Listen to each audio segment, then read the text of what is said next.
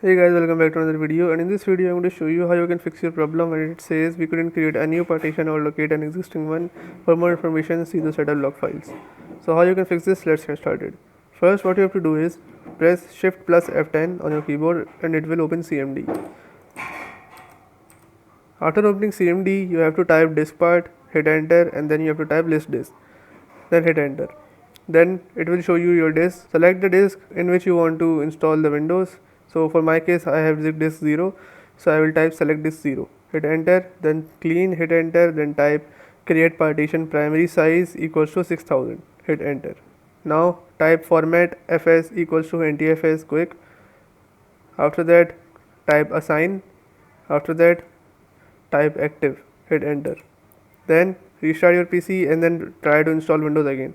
Here you will see it just created a new unallocated space. Just click on next and it will install Windows in your PC. So yes, this is how you can do it, guys. If you like this video, give it a thumbs up, subscribe, comment down below, and thanks for watching. Alright, that's it for today's tutorial.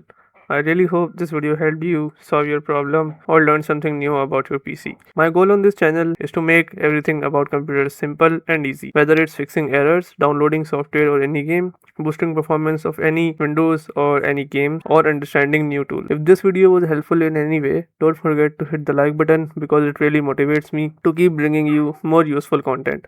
And if you're new here, make sure to subscribe and turn on the notification bell so you never miss any future tutorials, tips and PC fixes. Also, if you're facing any issues or have any questions related to computers, Windows, software or anything technical, drop them in the comments. I read all of your comments and I'll try my best to help you out. Thanks a lot for watching. Take care of your system, keep learning, and I'll see you in the next video. Thanks for watching.